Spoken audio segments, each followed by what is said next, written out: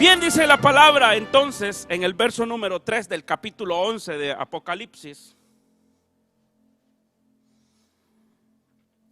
y daré a mis 2 testigos que profeticen por 1260 días, vestidos de cilicio.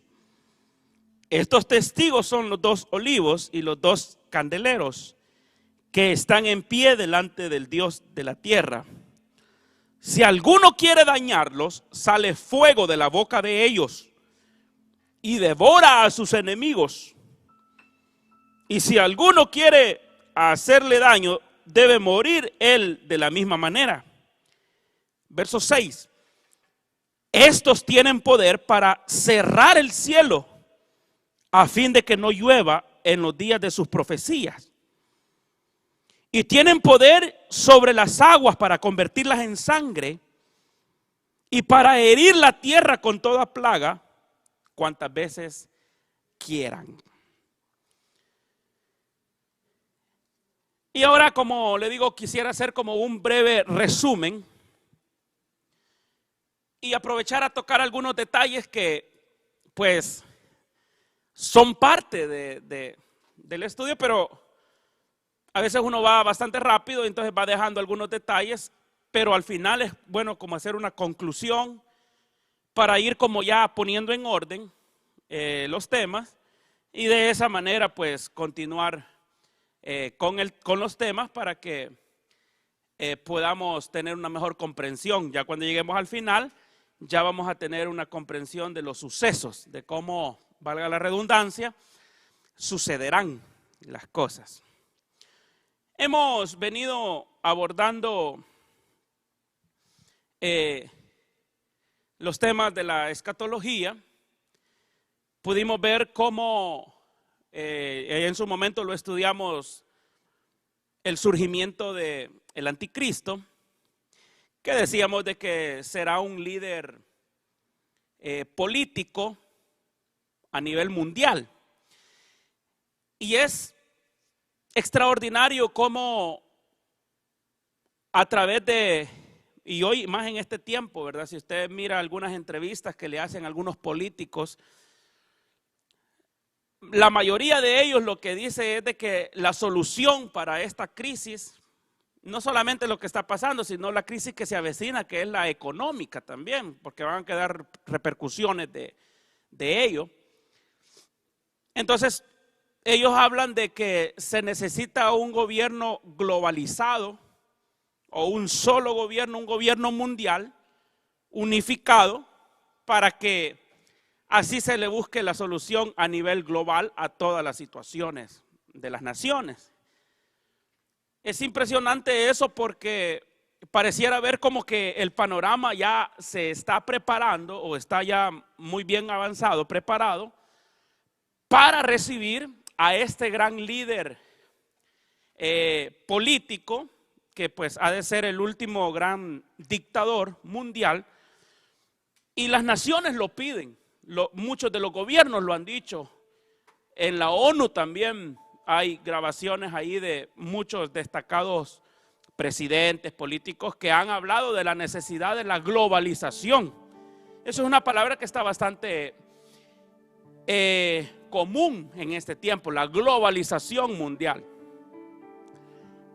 Y también hace poco, la semana pasada, escuchaba la entrevista de un político que hablaba de la necesidad de una globalización económica. Entonces usted se puede dar cuenta que al hablar de la globalización se está hablando que todo sería unificado, un solo gobierno, una sola economía, una sola moneda. Ese sería un solo gobierno mundial, y por lógica pues tiene que ser un solo hombre el que dirija a este gobierno mundial. Entonces pareciera ver que las profecías que están escritas en la Biblia cada día se van cumpliendo y van tomando su lugar, y no es casualidad que se esté pidiendo una globalización. Esa palabra globalización, como le digo, es bastante común, ¿verdad? Bastante común en nuestros tiempos. Entonces decíamos de que el anticristo, la bestia, que es su nombre, por decirlo así, más correcto de llamarlo, la bestia, va a surgir y va a ser ese líder político que va a traer solución a los problemas de las naciones, ya que se va a encontrar en un caos. Entonces va a traer un mensaje de paz y seguridad, ¿verdad?, a las naciones. Claro, va a ser como un engaño, porque a la mitad del tiempo se va a descubrir realmente quién es él, este personaje. Digo en el sentido que las intenciones que él tenía no eran realmente de paz y seguridad, sino que era de control mundial. Y lo vamos a ver en un momento. Pero cuando estudiamos el tema del anticristo, vimos que él va a firmar un pacto en el Medio Oriente con Israel y las naciones del Medio Oriente, que son enemigos a muerte de Israel. Entonces va a lograr lo que nadie ha logrado, ¿verdad? Según el libro de Daniel, cuando lo estudiamos en su momento, va a crear un pacto, va a hacer un pacto en el Medio Oriente, y entonces así va a haber esa paz y seguridad por un tiempo. Pero dice que a la mitad del tiempo va a romper, va a quebrar el pacto. O sea, a los 3 años y medio, porque el tiempo va a durar 7 años de la gran tribulación. Recuerde que para ese entonces la iglesia ya no va a estar acá. Antes de eso ha sucedido el arrebatamiento. Entonces la iglesia no va a estar en ese tiempo. Entonces dice de que Daniel vio la abominación desoladora, así le llamó Daniel, que es cuando este individuo, que nadie sabe quién es, o sea, no podemos ponerle nombre tampoco porque nadie sabe quién es este personaje, pero que sí va a tener un poder diabólico, un poder de Satanás para poder engañar a las naciones. Y decíamos de que este personaje va a quebrar el pacto y se va a sentar en el templo y va a exigir adoración en el templo de Jerusalén. Actualmente no hay templo. Se dice, ¿verdad?, que ya están los planos y todo para comenzar la construcción, pero actualmente no hay templo en Jerusalén. Pero Daniel dice que se va a sentar en el templo y va a exigir adoración. En ese momento los judíos se van a dar cuenta que fueron engañados, que no es el Mesías que ellos estaban esperando. Por eso el Señor en una oportunidad les dijo, el Señor Jesús les dijo a los judíos: a mí no me reciben, que vengo en el nombre de mi Padre, pero vendrá otro que vendrá en su propio nombre y a ese sí recibirán, refiriéndose a ese personaje. Entonces, a partir de allí comienza una persecución terrible en contra de la nación de Israel, ya que Dios no ha terminado con Israel. Si es cierto, en este momento Israel está como en espera, porque en este tiempo, en el tiempo de la gracia que estamos viviendo, el enfoque de Dios es la iglesia. Completar el número de los que van a creer en la salvación para cuando venga el Señor arrebatar a la iglesia. Pero una vez que la iglesia sea arrebatada, entonces entra ya la otra parte, porque Dios no ha terminado con Israel, tiene todavía que tratar con ellos. Entonces el tiempo, el periodo de la gran tribulación, principalmente será un tiempo de angustia, de persecución en contra de los judíos. Y también pues ese juicio abarcará básicamente a todas las naciones. Y para eso vimos el surgimiento del anticristo, que es necesario que este personaje tenga el control absoluto de las naciones, de todo el mundo, para de esa manera manipular en contra de Israel pues a las naciones. Ese tema lo vamos a ver un poco más extendido en el tema de la batalla del Armagedón. Ahí vamos a ver cómo el anticristo reúne a los ejércitos de todo el mundo y los perfila en contra de Jerusalén. Y lo vamos a ver quizás, creo que el próximo viernes sería ese tema. Luego vimos también la aparición de el falso profeta. Que el falso profeta decíamos que será un líder religioso que va a unificar a todas las religiones. De tal manera que va a ser una religión en todo el mundo. Así va a ser un gobierno, una manera de controlar, una sola moneda, una sola religión a través de este individuo que será el falso profeta, que será un líder religioso. Y este falso profeta decíamos que tendrá el objetivo de exaltar la figura, la imagen del anticristo, a tal punto que dice que hará una imagen del anticristo y hará que esta imagen hable.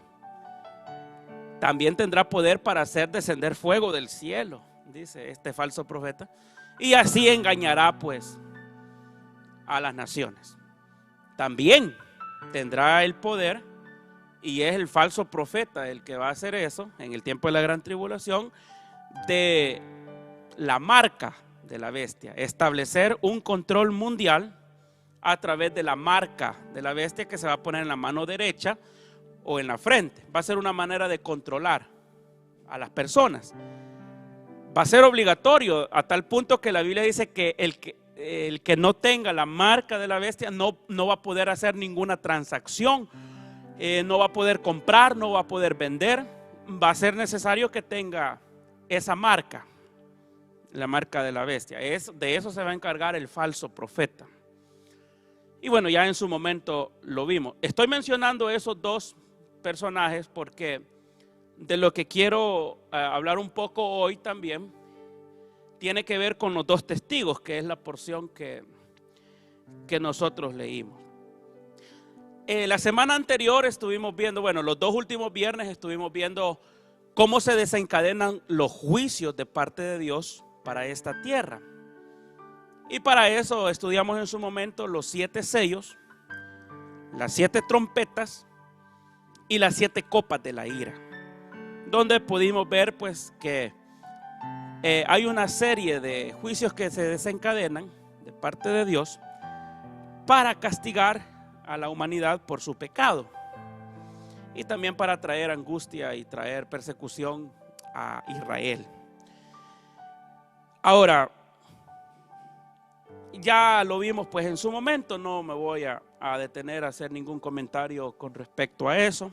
Si usted quiere, accese a la programación del viernes pasado, de la semana pasada, de los dos últimos viernes, y ahí va a encontrar en los dos últimos viernes la serie esa de cómo se desencadenan los juicios de Dios. Ahora, otro acontecimiento que sucederá en el periodo de la gran tribulación, que no lo vimos y lo vamos a ver ahora de una manera rápida también, será la destrucción de la gran ramera. Una vez más, cuando digo la gran ramera me estoy refiriendo a esa unidad de religiones que serán destruidas por el Señor. Ahí ya nos va alumbrando acerca del siguiente tema, que será la segunda venida de Cristo. Y ahí vamos a hacer la diferencia entre la segunda venida y el arrebatamiento, que no es lo mismo, son dos acontecimientos completamente diferentes. Ahora, en Apocalipsis capítulo 17, versículo número 1 dice: vi entonces uno de los 7 ángeles que tenían las 7 copas y habló conmigo diciendo: ven acá y te mostraré la sentencia contra la gran ramera, la que está sentada sobre muchas aguas, con la cual han fornicado los reyes de la tierra, y los moradores de la tierra se han embriagado con el vino de su fornicación. Y me llevó en el espíritu al desierto, y vi a una mujer sentada sobre una bestia, escarlata, llena de hombres de nombres de blasfemia, que tenía 7 cabezas y 10 cuernos. Y la mujer estaba vestida de púrpura y escarlata y adornada de oro, de piedras preciosas y de perlas. Y tenía en la mano un cáliz de oro lleno de abominaciones de inmundicia de su fornicación. Básicamente aquí lo que está describiendo es a la iglesia prostituta, la gran ramera, que ahí dice que se ha embriagado con la sangre de los mártires. Se está refiriendo a esa unidad de religiones. Hace un par de años salieron unos videos que le dieron la vuelta al mundo, y ahí se veían a unos cristianos que los tenían así de rodillas, un grupo de musulmanes, de esos musulmanes radicales, porque no todos los musulmanes son así, ¿verdad? Pero hay un grupo de ellos que son radicales, que para ellos los que no son de la religión de ellos son infieles y por eso merecen la muerte los que no se convierten a la religión de ellos, o son radicales. Entonces, en esos videos pues que fueron virales, ¿verdad?, en todo el mundo, se ve un grupo de cristianos así, arrodillados, y que estaban a punto de ser muertos por no negar el nombre del Señor, no negar su fe del Señor Jesucristo. Y ahí vimos cómo con espada en mano, uno por uno los iban decapitando. O sea, hay muchos que han sido mártires a través de los tiempos, ¿verdad?, que han dado su vida por la causa del evangelio. Pero va a llegar un día donde el Señor va a vengar a esa gran ramera que se ha embriagado con la sangre de los mártires. Ahora, no quiero entrar en controversia con nadie, pero también la Iglesia Católica ha reconocido y ha pedido disculpas y perdón públicamente a través de algunos papas por la llamada Santa Inquisición, que básicamente era masacrar a los que no compartieran con su fe, y básicamente los cristianos, ¿verdad? Fueron muchos de ellos masacrados en esa Santa Inquisición, que la misma iglesia lo ha reconocido y ha pedido perdón. Entonces, la iglesia prostituta, la iglesia prostituida, la gran ramera, hago la aclaración, no me estoy refiriendo a una iglesia en específico, sino que es la unión de todas las religiones del mundo. Porque la iglesia del Señor es una sola, por la que Él dio su sangre. Nuestro Señor Jesucristo vino a entregar su vida por su iglesia. Es una iglesia. Pero aquí está hablando que también hay una iglesia prostituta, una iglesia, la gran ramera, que va a ser vengada. Por eso dice aquí: la mujer estaba vestida de púrpura y escarlata y adornada de oro, de piedras preciosas y de perlas, y tenía en la mano un cáliz de oro lleno de abominación y de inmundicia de su fornicación, y en su frente un nombre, verso 5, escrito un misterio: Babilonia la grande, la madre de las rameras y de las abominaciones de la tierra. Verso 6, vi a la mujer ebria de la sangre de los santos, esto es lo que le mencionaba, y de la sangre de los mártires de Jesús, y cuando la vi quedé asombrado con gran asombro. También quisiera que vayamos al capítulo 16, versículo número 17. Dice: el séptimo ángel derramó su copa por el aire, y salió una gran voz del templo diciendo del trono, diciendo: hecho está. Entonces hubo relámpagos y voces y truenos y un gran temblor de tierra, un terremoto tan grande, cual no lo hubo jamás desde que hubo hombres han estado en la tierra. Y la gran ciudad fue dividida en 3 partes, y las ciudades de las naciones cayeron, y la gran Babilonia, o sea, la iglesia prostituta, la gran ramera, vino en memoria delante de Dios para darle el cáliz del vino del ardor de su ira. Entonces, otro acontecimiento que vemos que va a suceder en la gran tribulación será que Dios va a destruir a la gran ramera. Ya hacia el final de los 7 años de la gran tribulación también encontramos lo que se llama la batalla del Armagedón, que le digo que me gustaría dejarlo para el próximo viernes porque me gustaría estudiarlo junto con el tema de la segunda venida de Cristo. Pero lo vamos a leer por lo menos el versículo, capítulo 16, versículo 12. De ahí mismo de Apocalipsis dice: el sexto ángel derramó su copa sobre el gran río Éufrates, y el agua de este se secó, para que estuviese preparado el camino a los reyes del oriente. Y vi salir de la boca del dragón. Aquí cuando habla de la boca del dragón se refiere a Satanás. Y de la boca de la bestia, ya sabemos, la bestia del anticristo. Y de la boca del falso profeta. Mire lo que vio salir: 3 espíritus inmundos a manera de ranas. Pues son espíritus de demonios que hacen señales y van, ¿a dónde dice que van? A los reyes de la tierra en todo el mundo, para reunirlos a la batalla de aquel gran día de Dios Todopoderoso.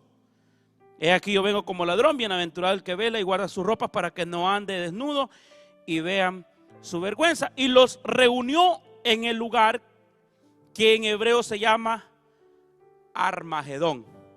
Entonces ahí lo que vemos es de que ya al final de los 7 años lo que va a suceder es de que el dragón, o sea, el diablo, la bestia y el falso profeta van a hablar, y de su boca dice que salen demonios que van por todo el mundo hacia los reyes, o sea, hacia los presidentes de las naciones, con el propósito de reunir a los ejércitos de todo el mundo, al punto que se va a secar el gran río Éufrates para darle paso a los reyes que vienen del oriente. Como le digo, en la próxima semana vamos a ahondar un poquito más en ello. Pero el propósito es de reunirlos a los ejércitos de todo el mundo. Y entonces ahí va a suceder lo que se llama la batalla del Armagedón. Ya lo leímos. Entonces, como le digo, vamos a ahondar más el próximo viernes con la ayuda de Dios.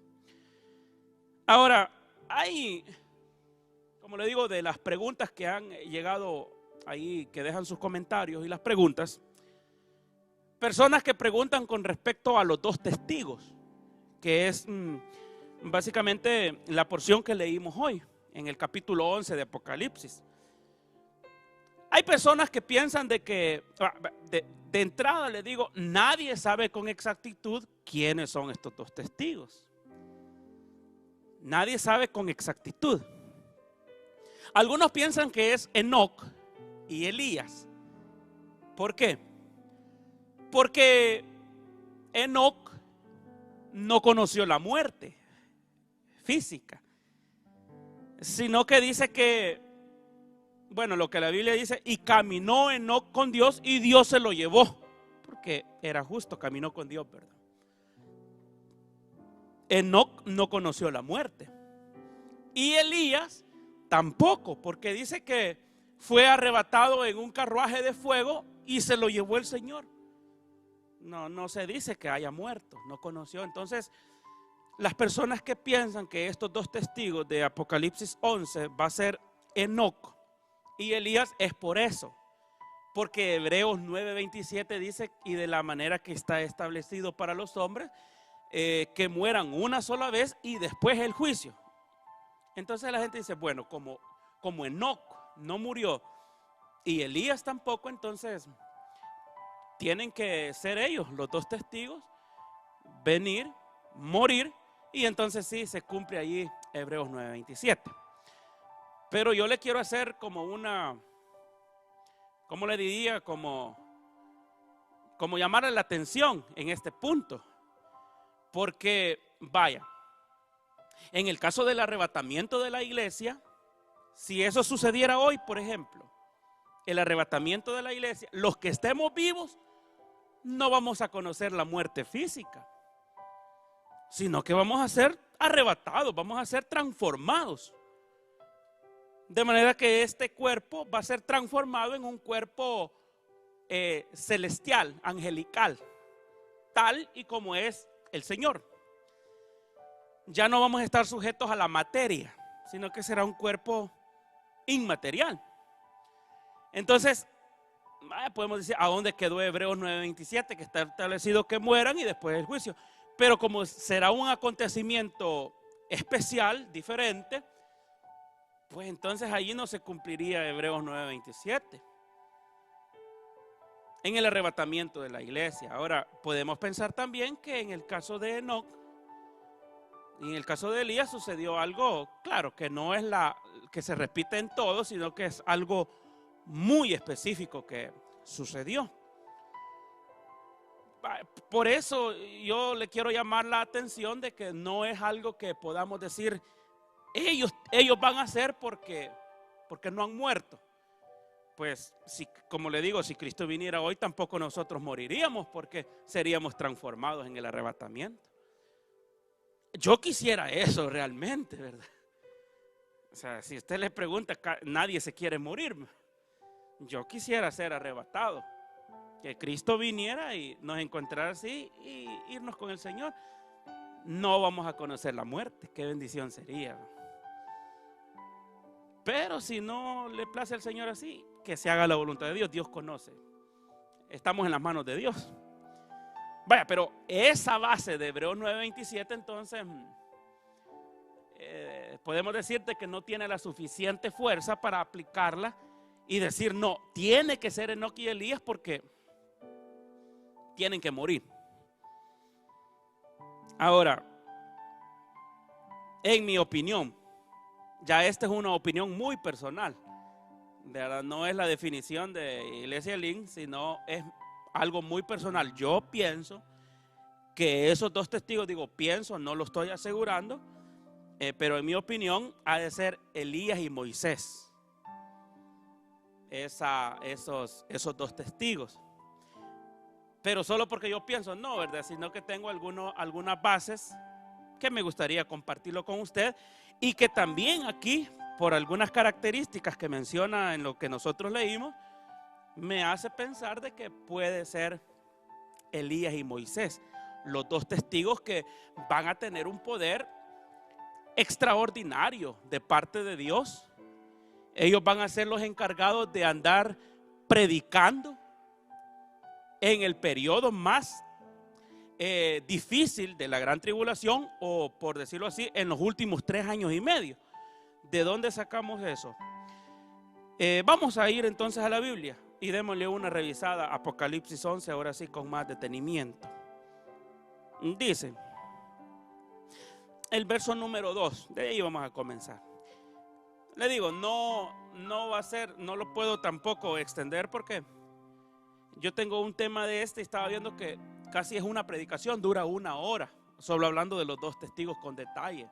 Aquí vamos a mencionarlo rápido para dar respuesta a personas que preguntaron con respecto a estos dos testigos.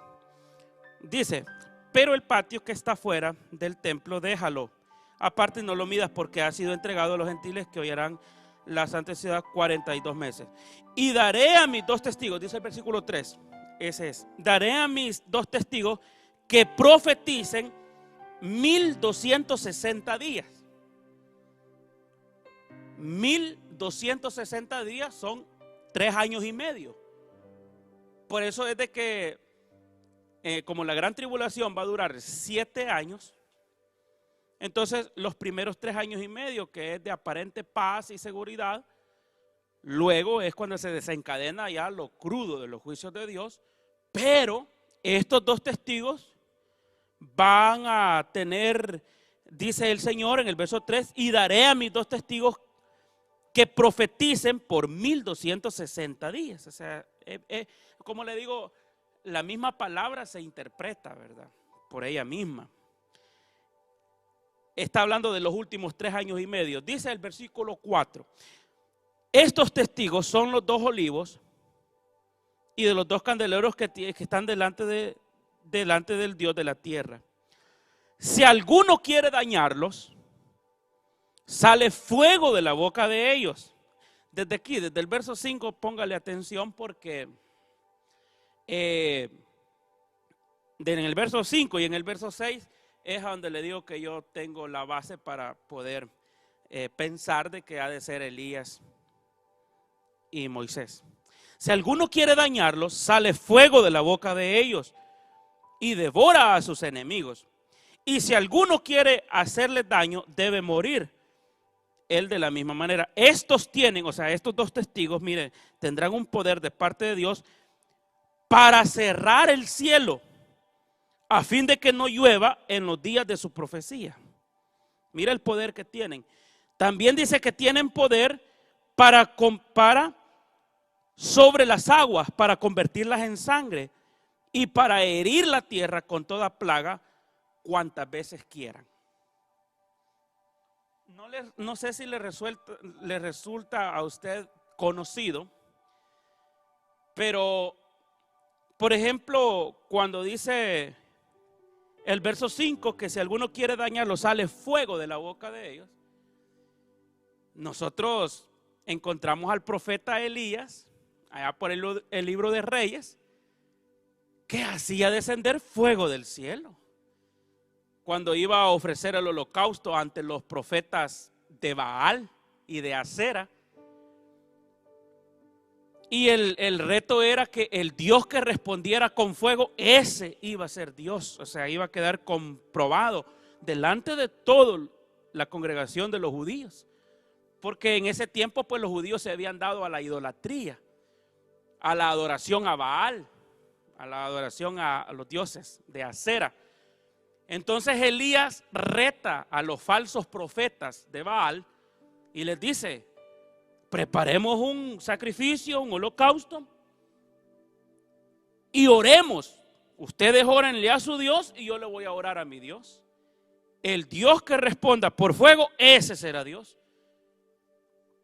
Entonces dice la palabra que los de Baal, los sacerdotes de Baal comenzaron a orar, a orar, a orar, a orar. Pasaron varias horas y dice que Elías se burlaba de ellos.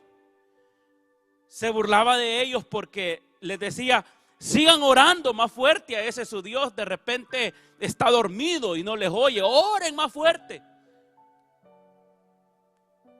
Y así dice que pasaron horas orando y orando y orando y no le respondía porque, claro, los dioses de esta tierra no tienen poder. Cuando llegó el turno de Elías, dice que hizo una oración al Señor y el Señor respondió, consumió el holocausto. Habían hecho una zanja, también lo habían llenado de agua. Elías pidió que le echaran agua y el fuego que cayó consumió el holocausto y hasta lamió el agua. Pero mire el poder del profeta Elías que el Señor le había dado, que por la oración de Elías tenía un respaldo de Dios que hacía descender fuego del cielo. Y aquí dice el verso 5: si alguno quiere dañarlo, sale fuego de la boca de ellos y devora a sus enemigos. O sea que en el tiempo de la gran tribulación tendrán el poder, un respaldo de parte de Dios, estos dos testigos que Dios va a enviar con un propósito de testificar, de profetizar, de hacer señales, de hacer prodigios en el tiempo. Ya vamos a ver con el propósito de qué. Pero sigamos viendo de alguna manera el verso 6 también, por favor. Estos, oiga bien, tienen el poder para cerrar el cielo a fin de que no llueva en los días de su profecía. También en el libro de los Reyes, ahí podemos ver a Elías, como por la palabra de Elías no llovió, y por la palabra de Elías volvió a llover. O sea que tenía Elías ese poder, ese respaldo de hacer que no lloviera.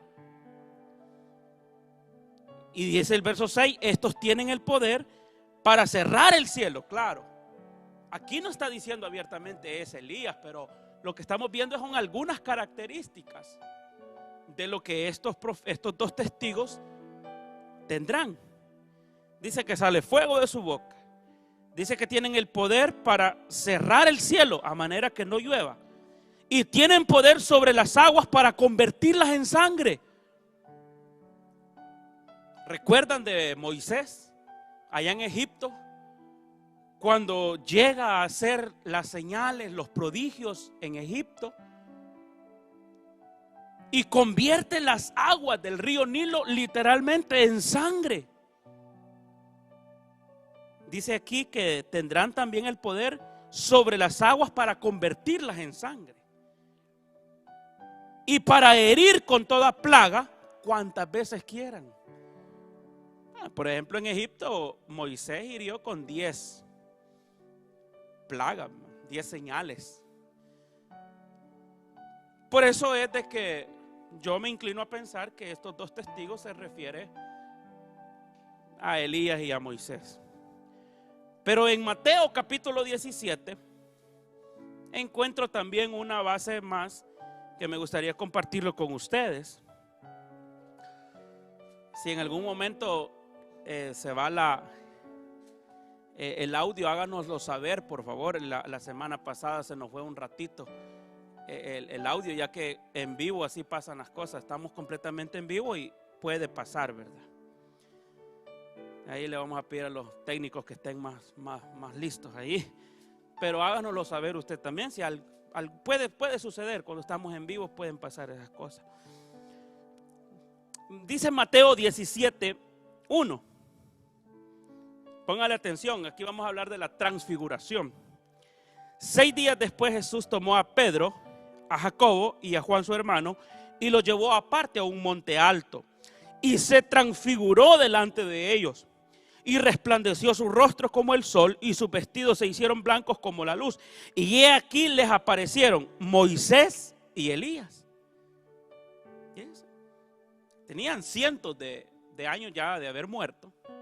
Pero en la transfiguración, el Señor Jesús se transfiguró delante de estos 3 discípulos. ¿Se apareció quién? Dice el verso 3, se aparecieron Moisés y Elías, hablando con él. Entonces Pedro dijo a Jesús: Señor, bueno es para nosotros que estemos aquí. Si quieres, haznos 3 enramadas, una para ti, otra para Moisés y otra para Elías. Por eso le digo, es maravillosa la palabra. Esta es otra base que a mí me hace pensar, pues, que los 2 testigos de Apocalipsis han de ser Moisés y Elías. Lo recalco una vez más, no lo estoy asegurando, pero pues para dar respuesta a esa persona que hizo la pregunta, esa es mi posición, esa es mi respuesta.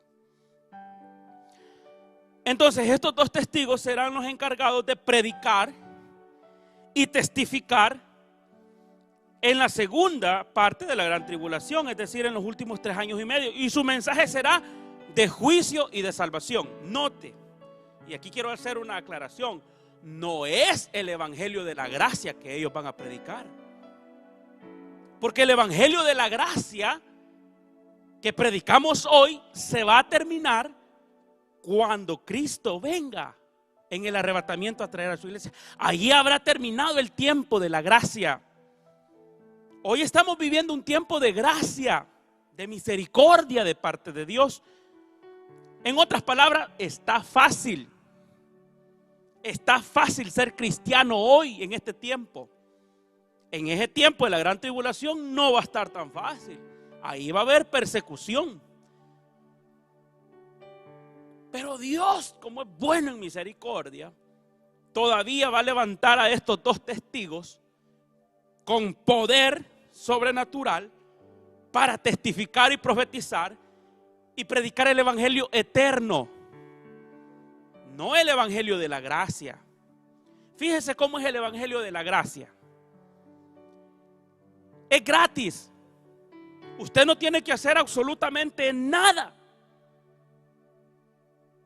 Solamente reconocer a Jesucristo como su único y suficiente Salvador personal,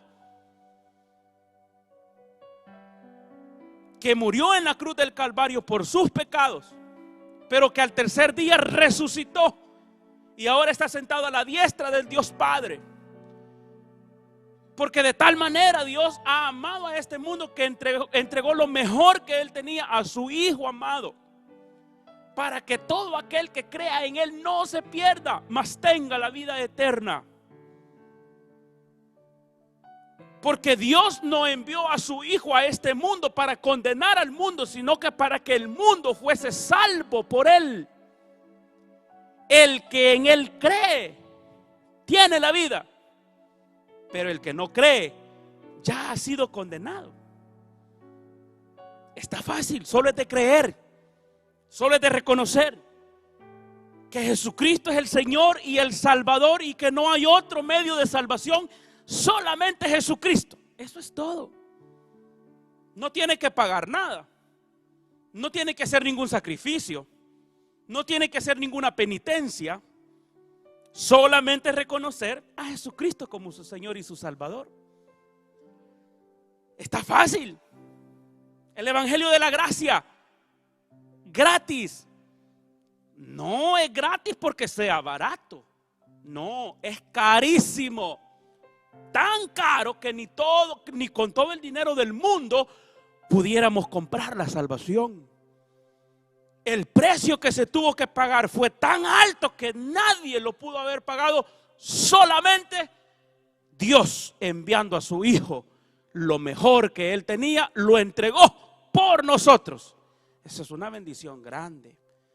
Reconocer eso, que Dios entregó lo más preciado de Él a su Hijo. Porque por gracia sois salvos por medio de la fe. Y esto no de vosotros, pues es un don de Dios, no por obras para que nadie se gloríe. Es por pura gracia. Es por pura misericordia. Y todavía la iglesia, ¿cómo hace un extra esfuerzo? Que yo le digo, a veces siento que hacemos hasta mucho. Por ejemplo, mire, aquí esta iglesia tiene 70 venes. 70 venes de esas comerciales que allá andan de puerta en puerta, recogiendo a las personas para llevarlas al culto. ¿Sí? O sea, se les está poniendo todo así fácil. Bueno, aprovecho para saludar a los drivers, ¿verdad? Los que manejan esas venes. Ahorita no andan manejando por la situación, pero ya van a regresar de nuevo. Yo fui driver, yo los entiendo. El driver es el primero que sale de su casa y el último que llega. Yo anduve manejando venes también. Un saludo a los drivers, los que manejan esas venes. Ahorita están las venes siendo revisadas allí para cuando ya volvamos a la normalidad, estén las venes al 100. Llantas, discos, frenos. Es un gran esfuerzo. ¿Sabe cuánto se paga de seguro por esas venes? Al año, casi $100,000. Es un gasto grande. Bueno, el pastor no le gusta decir que gasto, es una inversión. Es la manera correcta, creo yo, así lo mira él. Es correcto, es una inversión que se hace a favor del reino de Dios y para que las personas puedan venir a la iglesia. 70 venes que allá andan de calle en calle, de casa en casa. Y viera que a veces da colerita santa, ¿va? Cuando el driver llega a traer a la hermana y la hermana cholluda. Esa palabra en francés que le acabo de decir. Ya la voy a traducir al español, permítame. La hermana cholluda, entonces le hace una seña así. 5 minutos, se está peinando todavía, jalando el pelo, ahí va a alisarse, ¿verdad? Y a veces uno ya anda con el tiempo medido que se tiene que ir y está esperando a la hermanita cholluda. Ahora le voy a traducir, la hermanita lenta. Es lenta. Pero en francés cholluda es cholluda. En español significa lenta, ¿verdad? Es decir, se les da todo, se les pone así de todo como en bandeja. No tiene carro, allí llega la ven a recogerle. Es un evangelio de gracia, gratis. Un evangelio, hermanos, que los cristianos de hoy nos hemos como mal acostumbrado. Todo lo tenemos así de fácil. Dios quiera que cuando ya regresemos de nuevo, ya no vayan a andar de aguadas, esos hermanos aguados también, ¿verdad? Sino que volvamos bien, volvamos ya recapacitados a tomar en serio el evangelio, a reconocer la misericordia de Dios. No es tiempo de estar perdiendo el tiempo en este momento. Vaya, pero le digo, estamos viviendo un tiempo de gracia, donde Jesucristo en la cruz dio su vida por nosotros. Ya no tenemos que morir para la salvación. No tenemos que hacer nada. Ya Él lo hizo todo en la cruz del Calvario. Gracia. Eso se llama gracia. Hemos recibido inmerecidamente porque no lo merecíamos. Recibimos gracia. Quise aquí un mensaje. Vaya. Gracias, dice, por los saludos a los drivers. Me están oyendo los drivers. Sí, hermanos, les enviamos un saludo a todos los drivers. Ya van a tener esas venes, pero listas para salir a hacer la obra de nuevo. Entonces estamos viendo gracias, pero en ese tiempo de la gran tribulación, ya en ese tiempo ya no se va a predicar el evangelio de la gracia. Mire, si esas hermanitas y esos hermanitos andan de aguados así en este tiempo, que está fácil, ¿cómo no será si se quedan en la gran tribulación? Que ahí los van a andar pero persiguiendo.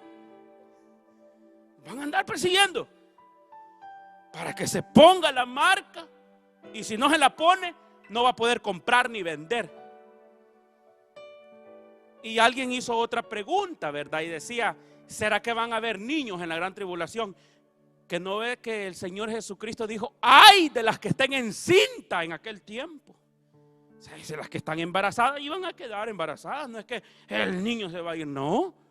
¡Ay de las que están encinta el día de la tribulación!, dijo Cristo. O sea, si la vida va a continuar. Ahora imagínese usted cómo, si hoy en este tiempo que la gente se comporta así, un evangelio bastante light, bastante acomodado, ¿cómo no va a ser? Porque yo he oído gente, vea, que dice así, no, si yo me quedo ya va a ver que yo no me dejo poner la marca y ya estuvo. Pero imagine cuando el niño le esté pidiendo de comer, que tiene hambre y no va a poder comprar ni leche, nada, no va a poder comprar ni vender. O sea, va a ser terrible, va a ser. Por eso es que hay que aprovechar hoy mejor el tiempo de la gracia de nuestro Señor Jesucristo. Porque en ese tiempo va a ser un tiempo de persecución, donde usted o la persona que se quede va a tener que pagar con su propia vida. Lo vamos a ver en un momento. Entonces, hermanos, ¿va a haber salvación en el tiempo de la gran tribulación? Sí. La respuesta es que sí, porque esa es otra pregunta que han hecho. Sí va a haber. Pero ya vamos a ver a costa de qué, a costa de qué, cuánto va a costar. Entonces, estos dos testigos son claves, porque estos van a encargarse de andar profetizando, haciendo milagros, haciendo maravillas. Dios los va a dotar de un poder extraordinario, que ya lo vimos en el verso 5 y en el 6.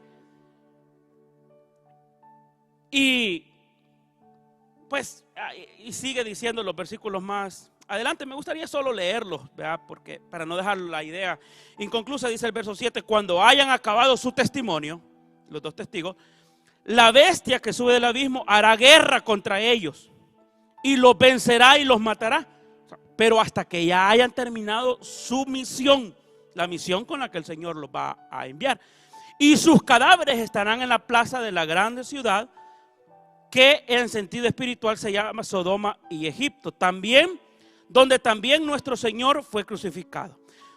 Y los de los pueblos, tribus, lenguas. Oiga, el verso 9 es importante.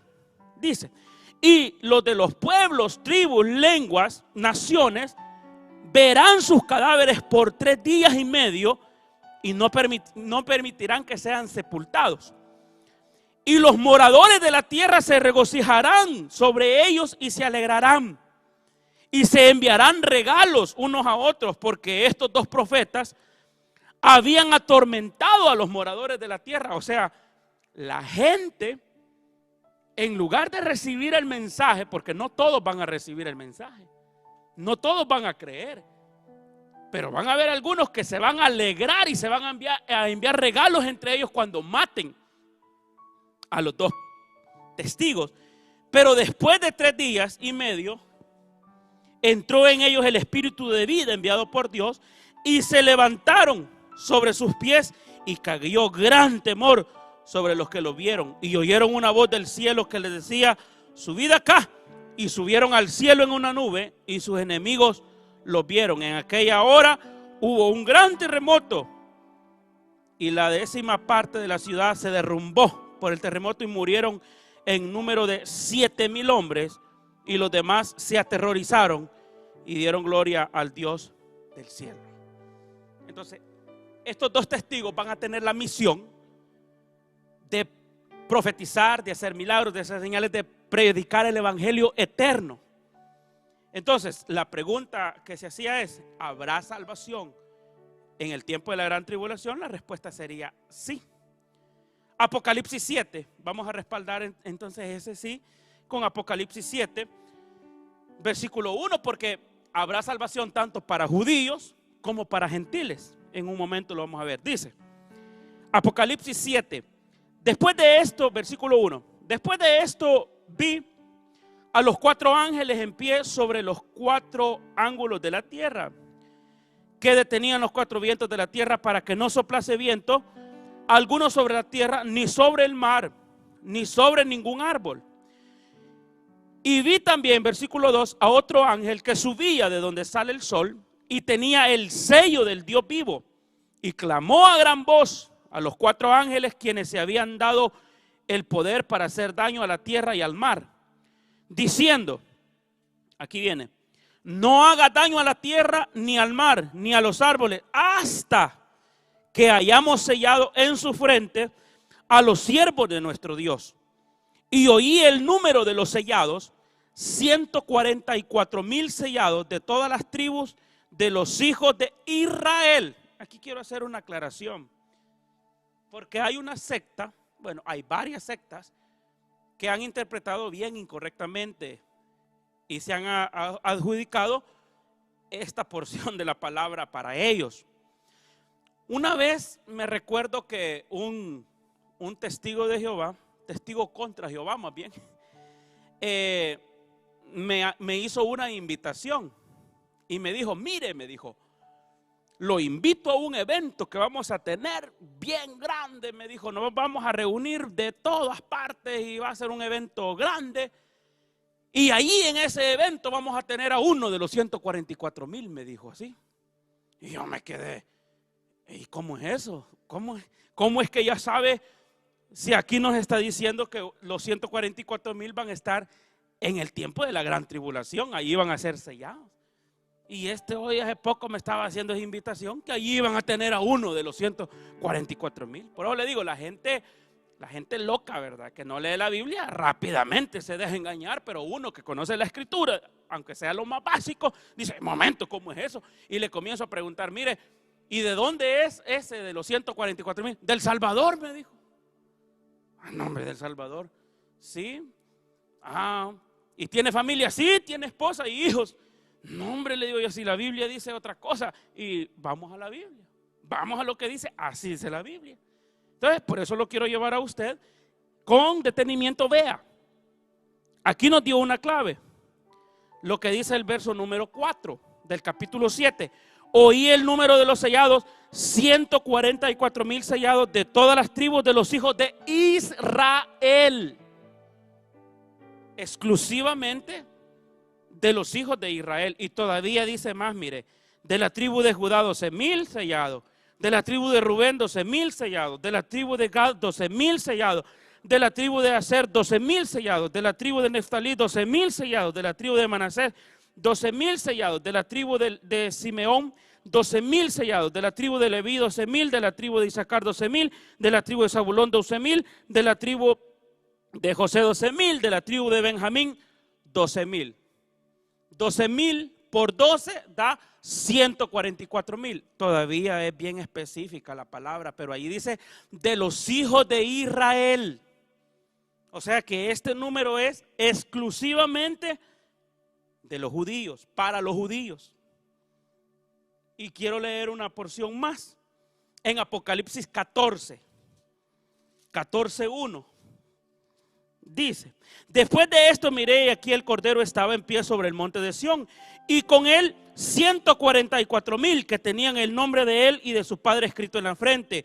Y oí una voz del cielo como estruendo de muchas aguas y como el sonido de un gran trueno, y la voz que oí era como de arpistas que tocaban sus arpas y cantaban un cántico nuevo delante del trono y delante de los 4 seres vivientes y de los ancianos. Y nadie podía entender el cántico sino aquellos 144,000 que fueron redimidos de la tierra. Pero ya vimos allá que eran 12,000 de cada tribu. En este momento no está Israel conformado por tribus como originalmente nació. Una nación que fue organizado por 12 tribus. Pero como el Señor sí conoce cada una de esas tribus, aunque los israelitas quizás han perdido, no saben ni de qué tribu son, pero el Señor que lo conoce todo, Él sí lo sabe. Por eso el verso 4, estos son los que, oiga, no se contaminaron con mujeres, pues son vírgenes. Y me sale diciendo que tenía no sé cuántos hijos, imagínense. Uno de esos 144,000, pobres, a ver qué había fumado. O sea, a ver qué le hizo daño ese pobre. Pero lo habían engañado. Si aquí está diciendo, no se contaminaron con mujer porque son vírgenes. Son la primicia de Dios.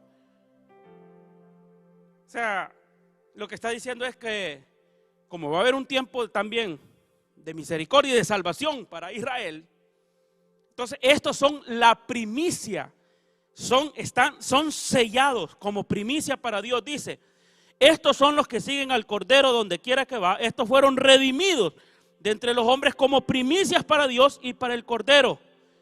Y en sus bocas no fue hallada mentira, pues son sin mancha delante del trono de Dios. Entonces estos 144,000, no se deje engañar. Aquí claramente dice que son 12,000 de cada tribu. El Señor los va a sellar como primicia para Él. Son vírgenes, no han conocido mujer. Lo leímos claramente en la palabra. Pero también va a ser un tiempo dentro de la gran tribulación de salvación para los gentiles. Apocalipsis 7. Vamos a ver Apocalipsis 7. Por ahora le estamos dando la cita bíblica para que usted vea que no lo estamos inventando lo que nosotros queremos, es lo que la Biblia dice. Apocalipsis 7:9 dice, póngale atención. Después de esto miré, y he aquí una gran multitud, la cual nadie podía contar, de todas naciones. Oiga, una gran multitud que nadie podía contar, de todas naciones. Aquí sí, aquí ya no está hablando solo de judíos, aquí de todas naciones, tribus, pueblos, lenguas, que estaban delante del trono y en la presencia del Cordero, vestidos con ropas blancas y con palmas en sus manos. Y clamaban a gran voz diciendo, la salvación pertenece a nuestro Dios, que está sentado en el trono y el Cordero. Y todos los ángeles estaban en pie alrededor del trono y de los ancianos y de los 4 seres vivientes, y se postraron sobre sus rostros delante del trono y adoraron a Dios, diciendo amén. La bendición y la gloria y la sabiduría y la acción de gracias y la honra y el poder y la fortaleza sean a nuestro Dios por los siglos de los siglos, amén. Entonces uno de los ancianos habló diciéndome, estos, oiga, el verso 13 es determinante. Estos, refiriéndose a la gran multitud de toda tribu, lengua, pueblo y nación, dice el verso 13, estos que están vestidos de ropas blancas, ¿quiénes son y de dónde han venido? Y yo le dije, Señor, tú lo sabes. Y él me dijo, estos, claro, el versículo 14, son los que han salido de la gran tribulación y han lavado sus ropas y las han emblanquecido en la sangre del Cordero. Por esto están del trono de Dios y les sirven día y noche en su templo.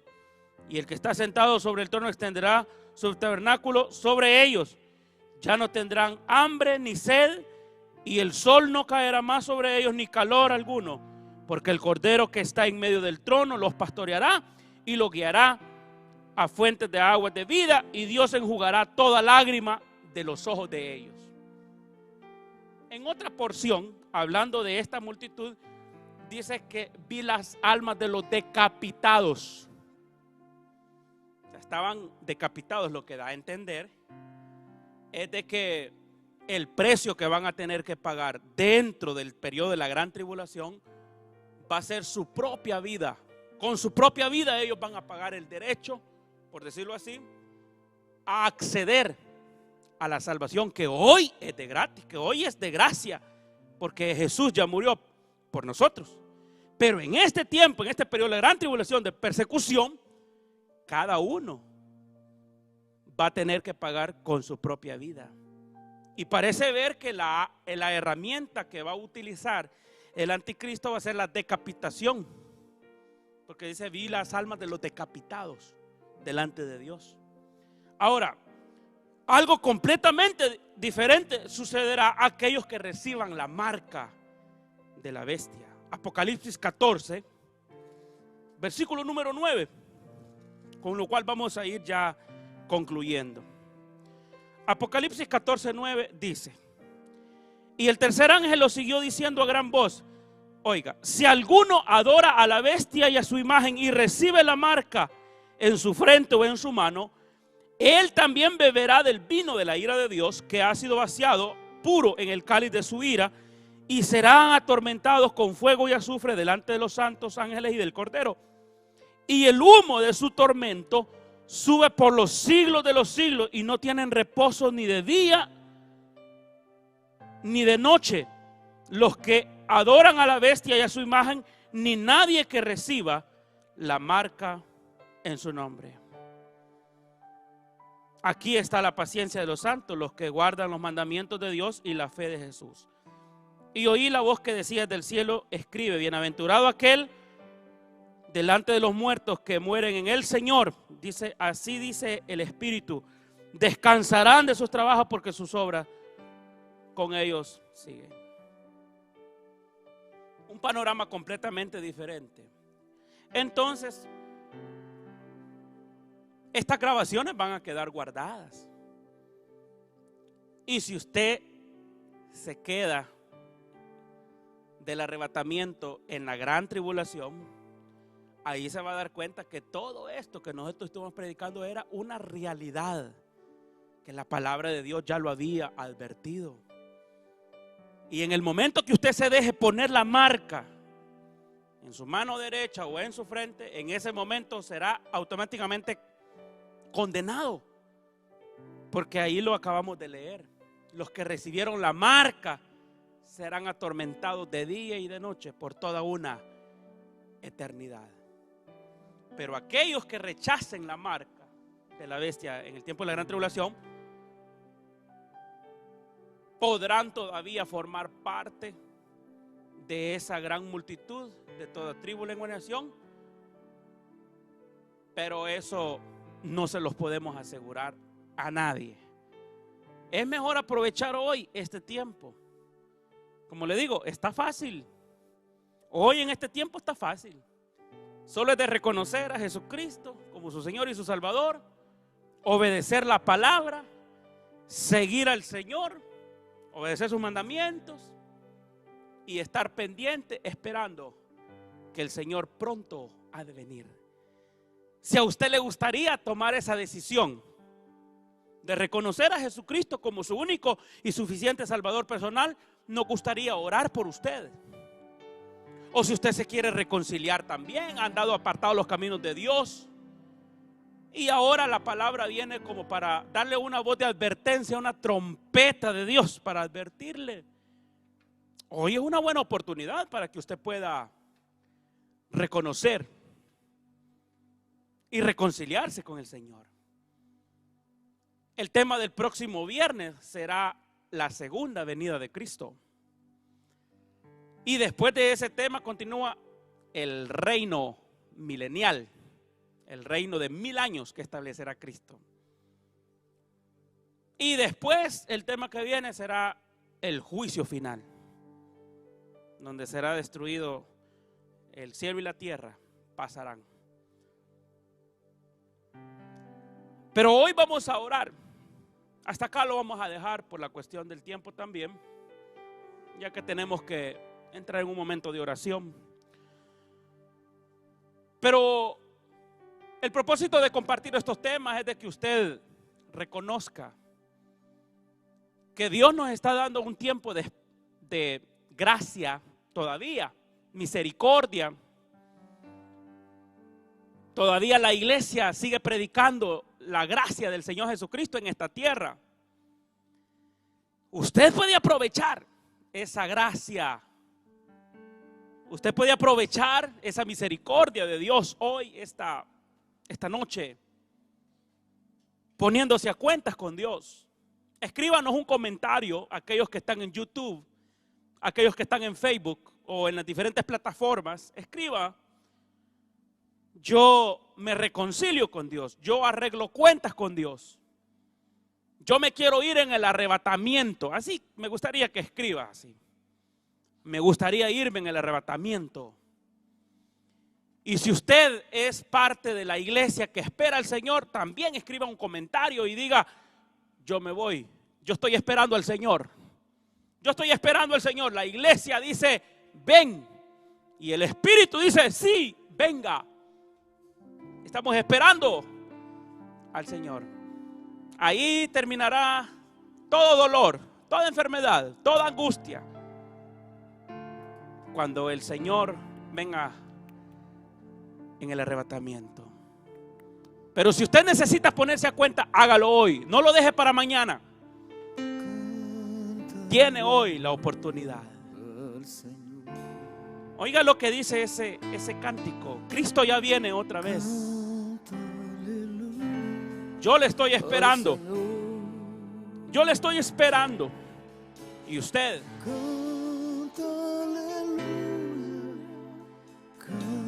cante aleluya. Sí, escriba ahí su comentario: yo le estoy esperando. Ven, Señor, ven. Ese es el clamor de la iglesia: ven, Señor. Ven, Señor Jesús. Y el Espíritu dice: venga. Ven, Señor. Ya no soporta esta tierra tanta maldad. Ven, Señor. Gloria sea a Dios. Hoy, tiempo de salvación, tiempo de misericordia, tiempo de gracia. Arregle cuentas con Dios, reconcíliese hoy, esta noche. Cante aleluya. Aproveche este tiempo de misericordia. Estoy esperando. Amén. Si usted tiene familiares, sus hijos quizás todavía no conocen al Señor, ore por ellos. Familiares, hagamos la obra mientras hay tiempo. Hoy es tiempo de salvación. La puerta todavía está abierta. Pronto se cerrará, pronto será tarde. La puerta está abierta. Entre por la puerta, se llama Jesús. Él es el camino, la verdad y la vida. Él es la puerta. El que por él entrare será salvo. El mensaje que traemos es cristocéntrico. Cristo salva, Cristo perdona, Cristo restaura, Cristo viene. El Señor Jesús viene pronto. Y nos iremos a la boda del Cordero.